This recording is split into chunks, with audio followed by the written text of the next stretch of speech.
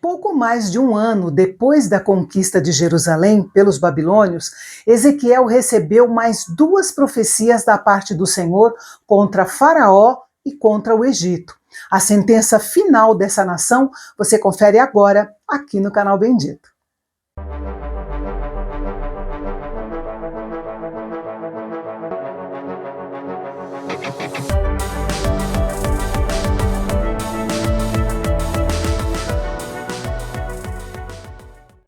Esta lamentação pelo faraó, rei do Egito, foi dada depois que qualquer esperança de ajuda que Judá pudesse ter da parte do Egito já tinha passado, pois Nabucodonosor já tinha destruído Jerusalém.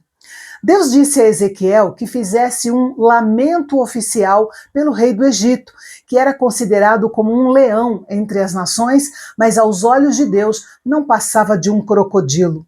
O faraó se debateu nas águas e fez uma grande cena, mas tudo o que ele fez foi turvar as águas e criar problemas ao desobedecer ao Senhor. Deus disse que estenderia a sua rede para capturar o faraó, o crocodilo do Nilo, simbolizando o exército babilônico dirigido pelo decreto de Yahvé. A Babilônia tinha o melhor exército do mundo da época. Contra ele, o Egito, que já estava relativamente fraco, não tinha nenhuma chance de sair vitorioso. Uma vez capturado, Faraó, o crocodilo do Nilo, seria tirado do seu habitat natural e lançado no chão, em campo aberto, e deixado lá para ser alimento de aves de rapina e de animais. Ou seja, além da Babilônia, de algum modo, outras nações se beneficiariam da queda do Egito. Seria como se o Egito fosse uma refeição internacional.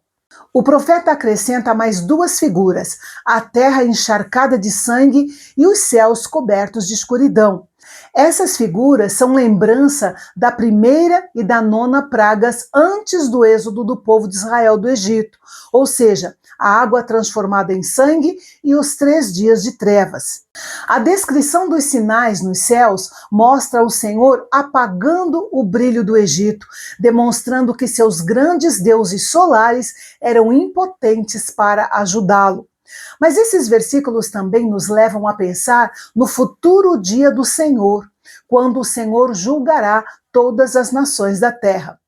Quando Deus trouxesse o julgamento ao faraó e ao Egito, muitos outros governantes de nações ficariam espantados e perturbados.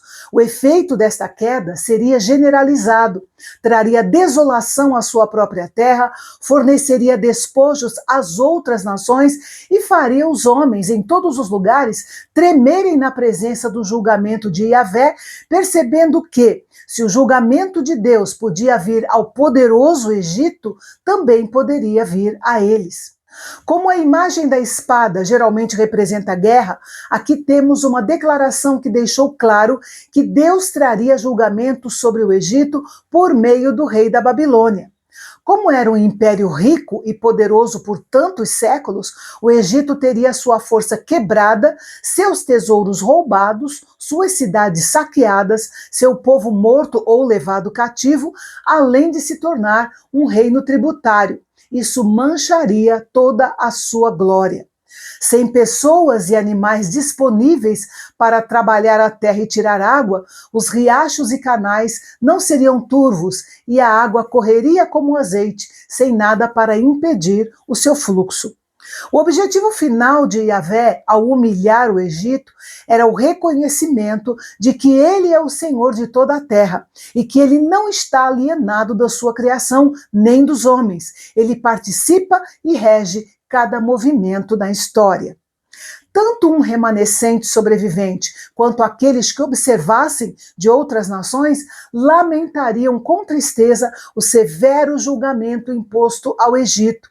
Esse seria o discurso fúnebre do reino do Egito, que nos conta qual era a sua antiga glória e qual seria então sua miserável reprovação e suas perdas.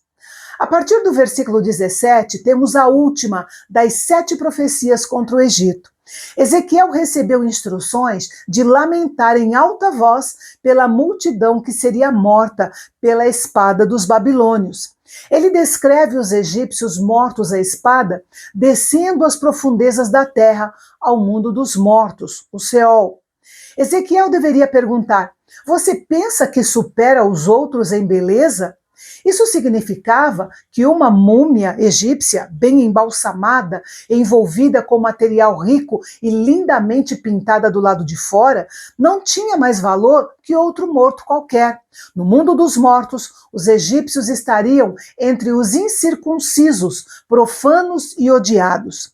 Como nós já dissemos anteriormente, os egípcios praticavam a circuncisão, e estar entre os incircuncisos, para eles, era uma grande desonra, desgraça e desprezo, tanto para o rei quanto para os seus príncipes. No inferno, Faraó e o povo do Egito estariam entre os fortes, poderosos e incircuncisos, todos mortos pela espada. Ezequiel citou o nome de algumas nações, tanto pequenas quanto grandes, cujos líderes Faraó encontraria no mundo dos mortos. Ele veria todos esses reis e príncipes, bem como gente do povo, e seria consolado de saber que ele não era o único que havia sido derrotado e exterminado. O faraó, que um dia afirmou ser um deus, seria encontrado entre os mortos comuns e incircuncisos no Seol. Como nós já vimos em estudos de livros anteriores, a compreensão sobre a vida após a morte no Antigo Testamento é obscura. No entanto, embora essa descrição de Ezequiel seja poética, podemos entender que a alma está consciente após a morte. Essas profecias mostram que Yahvé é o Senhor, não apenas dos indivíduos, mas também de toda a história. A ascensão e queda das nações podem parecer obra de líderes carismáticos e talentosos, mas por trás de todos os movimentos internacionais deve-se reconhecer a mão suprema de Yahvé. Ele, sozinho, fixa os tempos e as estações de suas vidas, define os limites para a sua conduta, determina a natureza da sua queda, nomeia os agentes de julgamento e, no processo, realiza seu objetivo, que é o reconhecimento universal de que ele é o Senhor e tem todo o poder no céu e na terra. E no próximo capítulo, vamos ver Deus reforçando a Ezequiel sua posição de atalaia ou vigia entre o seu povo. Sua tarefa era ouvir a palavra de advertência de Deus e proclamá-la ao povo. A grande responsabilidade do profeta e das atalaias de Deus nos nossos dias será o assunto do nosso próximo encontro aqui no canal Bendito, o nosso canal de Fala Fácil.